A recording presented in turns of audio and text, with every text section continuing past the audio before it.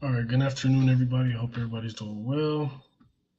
My apologies for getting on a minute late. Was having some technical difficulties, with my computer and my webcam and getting everything to work in the way that it's supposed to work. But hey, we got it. We're here. So now we're here to jump in and talk a little bit about foster care within your community. I appreciate everybody who will be tuning in for this live, and then who will also be tuning in later to watch it when it goes up as a post. Regardless, please feel free to comment any questions you may have, um, any questions, concerns, or just you can come in and say hi. You can do whatever, as long as it's positive and and it's towards the village and the community. We all love the conversation, and we'll always reply to anybody willing to comment under the live and under the post. So, like I said, we are 1 minute late, just due to technical difficulties. So let's go ahead and jump right in. So, welcome to JMC's Intro to Foster Care Live, where you learn a little bit about what we do, what we stand for, and the need for foster parents, and any questions you would like answered. Um, a little bit later, we are going to do something a little different. Instead of doing so much Q&A, we're going to talk a little bit about the different ways to foster and different ways to get involved here at JMC. So let's get it rolling. So to start out, JMC, who are we? JMC, in other words, James Matthew Commission. We are an organization that focuses on supporting children primarily within the foster care system. We believe that every child will experience an authentic, reliable, and supportive community. We believe there are no bad kids. There are only kids put into bad situations. We strive to make fostering children become the norm within our community and your community. And we serve the foster care community in many ways, but our main goal is to find more people who are willing and able to provide a safe and stable home for the kids in foster care. So now we can move on to the three main problems within the foster care community and the foster care system.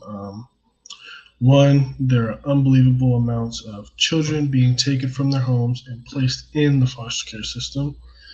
Two, this means kids are being taken out of their own communities, villages, and being placed in ones they're unfamiliar with. And three, there's a very limited amount of there's a very limited amount of safe, stable, and trusted adults within those communities that are willing to take these kids into their homes. So now we can move on a little bit, talk about our tagline. Our tagline and what we stand for is "We are a village for children in need." They're probably wondering what that means or how we execute that. One, we find trusted adults who will provide a safe and stable home. Two, we assure that children will have their mental, emotional, and developmental needs met. Three, we continuously engage with caregivers as they care for our children. Four, we make connections in our community to those who share our values and passions. And five, if you decide that you would like to join JMC's Village, we will help you find a role within our village so you can make a positive impact on our children and your community. All right, now we're going to go over the few steps that it takes to start becoming a foster parent. One, you can get in contact with us through our many different platforms, i.e. Facebook, Instagram, our website, phone, email, or in person. Two, you'll be directed to myself to answer any quick questions you may have, figure out how you want to approach this process, and then, hopefully get you to come out for an orientation and learn more about becoming a foster parent in the process. After this, you'll need to fill out a background check and also a pre-application form, and then we can start the licensing process to getting you to become a foster parent. And like I said earlier, we're just talking a little bit about what it takes to become a foster parent, and we're just talking about the need for foster care within our community. So, we appreciate anybody who's jumping on the live. Please feel free to say hi, leave a comment, or, just listen into what we have to say. So now we're going to move on to Q&A.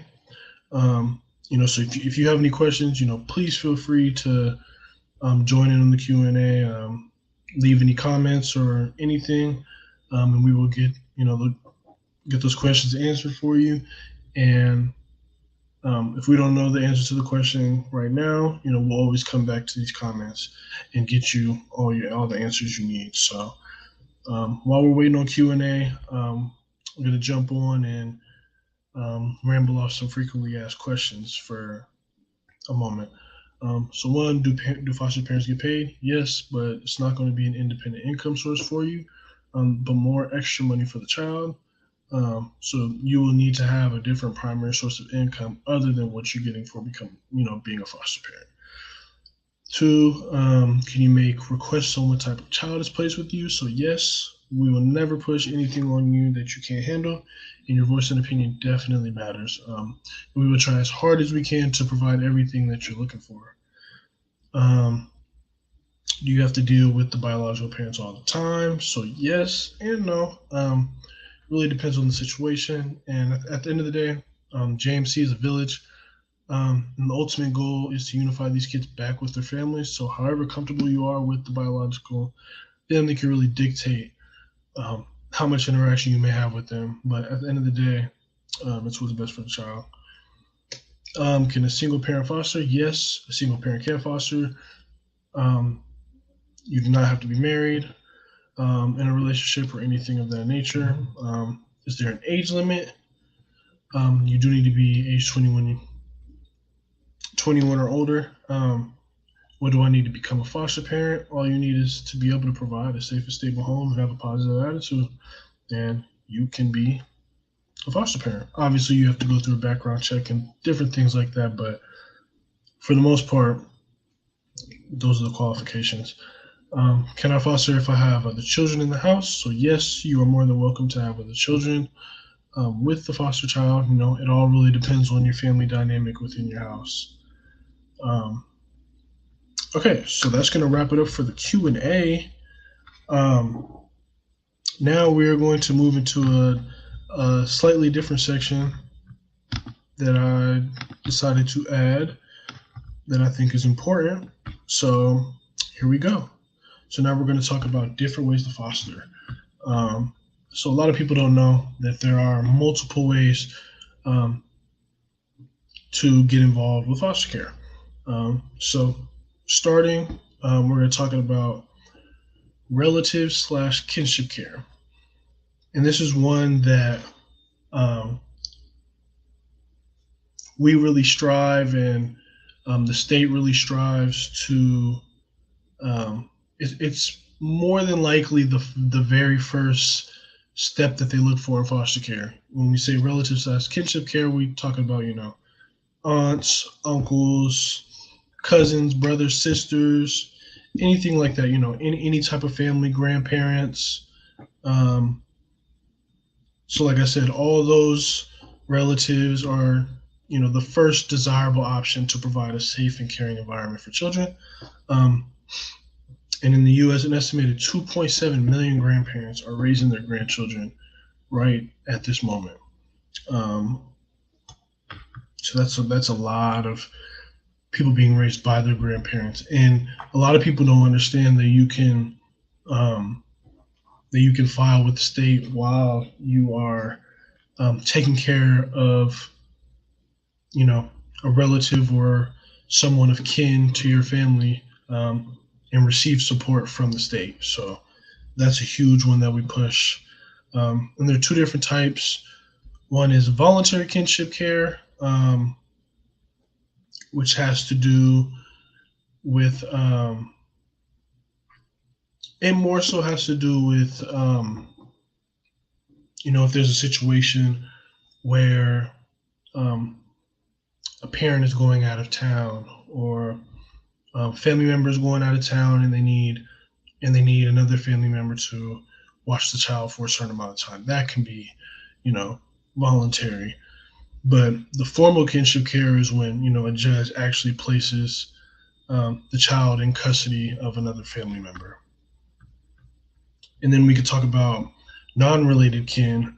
And this is so while foster care is sometimes necessary to keep a child safe, removing a child from his or her home can be a traumatic experience, as we all know. So placing the child with a familiar caregiver helps ease the transition. So like we said, there's relative kin, and then now we're talking about non-related kin. So this can be like a neighbor, a family friend, teacher, coach, or another acquaintance, someone that they're already familiar with, that can help make the situation and the transition more smooth. But with this one, you would still need, there's still the voluntary and the formal kinship care along with that. Okay, so now moving on to another way to foster. We already know about the traditional way to foster, which is a child being removed from their home, and like the foster parents providing care and support for the child until a permanent plan is implemented. So now we can move on to other types that we don't know about. There's specialized therapeutic and medical foster care.